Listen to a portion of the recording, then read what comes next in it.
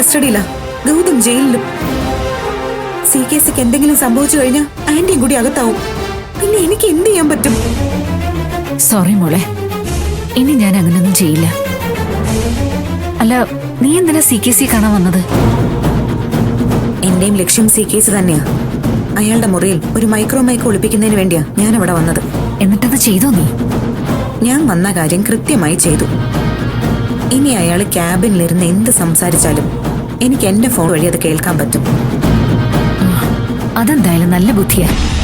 അങ്ങനെയാണെങ്കിൽ നമുക്ക് വേഗം പ്രണവിനെ കണ്ടുപിടിക്കാനും പറ്റും. ആ ശരി ശരി. ദേ, ഞാനൊരു കാര്യം പറഞ്ഞേക്കാം. ഇന്നത്തോടെ CKCയുടെ ഓഫീസിലേക്കുള്ള പോക്ക് അങ്ങ് നിർത്തിയേക്കണം. അത് തടയല്ലേ മോളെ. ഈ സമയത്ത് വേണം ഞാൻ അയാളുടെ ഓഫീസിൽ ഉണ്ടാവേണ്ടത്. ആന്റി, ഞാൻ പറയുന്നതൊന്ന് മനസ്സിലാക്ക്. ആദ്യം ഞാൻ പറയുന്നത് മോള് കേക്ക്. CKC അയാളുടെ ക്യാബിനിൽ നിന്ന് പറയുന്നത് മാത്രമല്ലേ മോക്ക് കേൾക്കാൻ പറ്റൂ? പക്ഷേ ആ ഓഫീസിൽ ഇനി ഞാനുണ്ടെങ്കിലോ? ആരൊക്കെ വരുന്നു, അയാൾ പുറത്ത് എന്തൊക്കെ ചെയ്യുന്നു തുടങ്ങിയ എല്ലാ കാര്യങ്ങളും എനിക്ക് ശ്രദ്ധിക്കാൻ പറ്റും. ഞാൻ അയാളെ കൊല്ലാതിരുന്ന പോരെ? പക്ഷേ അയാളെങ്ങാനും ആന്റിയെ തിരിച്ചറിഞ്ഞാലുള്ള അവസ്ഥയോ? തിരിച്ചറിയാതെ ഞാൻ നോക്കിക്കോളാം. എന്റെ മോന് വേണ്ടി ഞാൻ ഇത്രയെങ്കിലും ചെയ്യണ്ടേ? പ്ലീസ് നിധി, ദയവേത് നീ എന്നെ തടയരുത്. നിനക്കും ഗൗതമനും പ്രണവനും വേണ്ടിയാ ഞാൻ പോകുന്നത്. ഒറ്റ കാര്യമേ ഞാൻ പറയുന്നുള്ളൂ. സൂക്ഷിക്കണം, വളരെ സൂക്ഷിക്കണം. ആള് CKCയാ.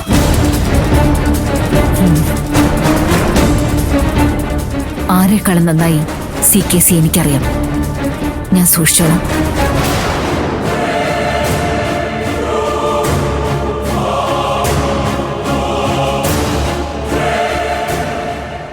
ആ പോളിസി ഞാൻ നോക്കി. ശരിയാ, 2 മാസത്തെ പ്രീമിയം അതിൽ മുടങ്ങിയിട്ടുണ്ട്. ആ, ഒരു കാര്യം ചെയ്യാം സാർ, നിഖിലിനെ ഞാൻ അങ്ങോട്ട് പറഞ്ഞയക്കാം. അവൻ ഓഫീസിൽ പോയി കാര്യങ്ങളൊക്കെ ശരിയാക്കി തരും. അല്ലെങ്കിൽ ഒരു കാര്യം ചെയ്യാം, ഞാൻ സാറിന്റെ വീട്ടിലേക്ക് വരാം. എനിക്കൊന്ന് കുളിക്കണം, അത്ര സമയം മതി. ആ, ഇപ്പൊ തന്നെ വരാം സാർ. ആ ശരി സാർ.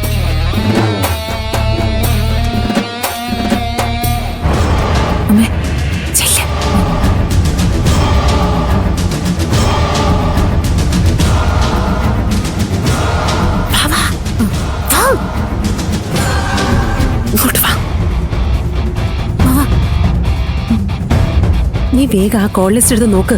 അവള് വിളിച്ചിട്ടുണ്ടോന്ന് നോക്ക്. ഒന്ന് വേഗം ആവട്ടെ. ഇപ്പൊ കുളിച്ചിട്ടിറങ്ങും. അമ്മ വിളിച്ചിട്ടുണ്ടമ്മേ, ഇന്നലെ രാത്രി 10 മണിക്ക്. സമയവും കാലവും ഒന്നും നോക്കി നിൽക്കാതെ നീ വേഗം ഒന്ന് കേൾപ്പിക്ക് പെണ്ണേ. എന്താ പറഞ്ഞേക്കുന്നെന്ന് നോക്കാലോ. ഹലോ മോളെ. എനിക്ക് ഒരു മനസ്സമാധാനവും ഇല്ല.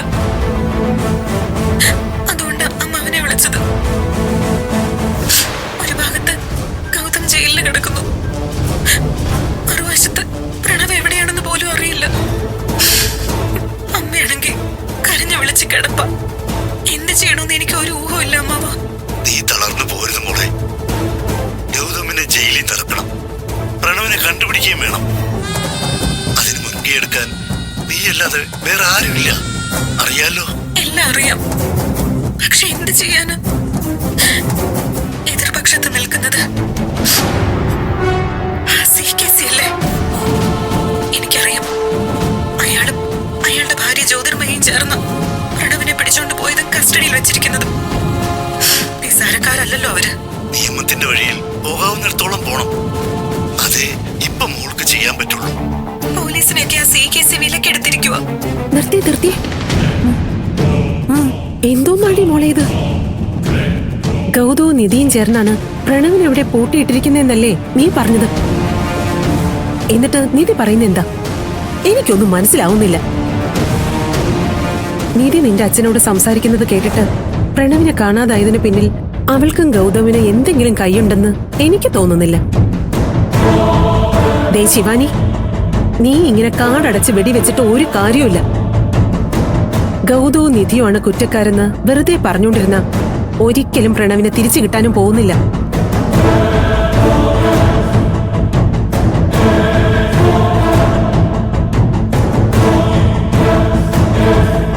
ഇപ്പൊ എനിക്കൊരു സംശയം തോന്നി തുടങ്ങി. ഒരു പക്ഷേ ഈ CKCയും ജ്യോതിർമയും തന്നെ ആയിരിക്കോ പ്രണവിനെ പിടിച്ചോണ്ട് പോയത്?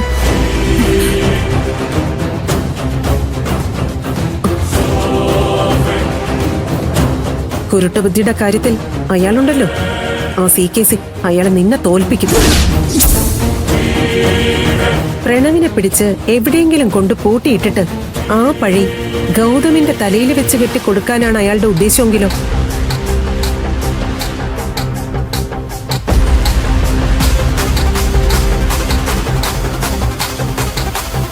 ഇപ്പോ നിനക്കും ആ സംശയം തോന്നി തുടങ്ങിയല്ലേ? ഇല്ല, എനിക്ക് പ്രണവിന് പോകാൻ ഒരിടയില്ലാത്തപ്പോ അഭയം തന്നവരാ അങ്കിളും ആന്റി. അവരൊരിക്കലും പ്രണവിനെ ഉപദ്രവിക്കില്ല. കള്ളന് കഞ്ഞി വെച്ചവളാ അമ്മ നിധി. അവളെ ഓടുന്ന പട്ടിക്ക് ഒരു മുഴം മുന്നേ എറിഞ്ഞതാ. പ്രണവിനെ കണ്ടെത്താൻ ഞാൻ ഏതറ്റം വരെയും പോകുമെന്ന് നിധിക്ക് നന്നായിട്ട് അറിയാം. അച്ഛന്റെ ഫോൺ എടുത്ത് ഞാൻ പരിശോധിക്കുമെന്ന് കാലേക്കൂട്ടി ചിന്തിക്കാനുള്ള ബുദ്ധിയൊക്കെ നിധിക്കുണ്ട്.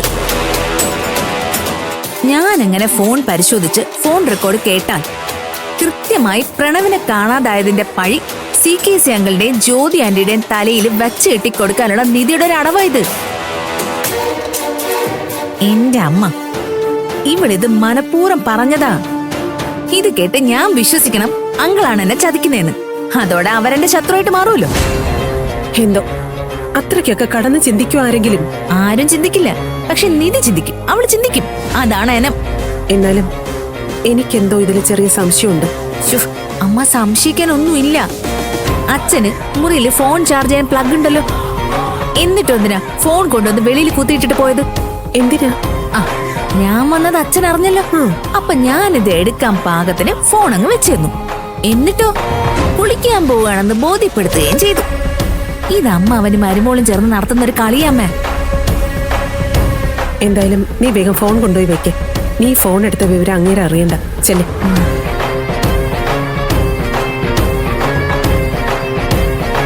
എന്തോ എനിക്കങ്ങോട്ട് ദഹിക്കുന്നില്ല. ഇതിലെന്തൊക്കെയോ ചതി മണക്കുന്നുണ്ട്.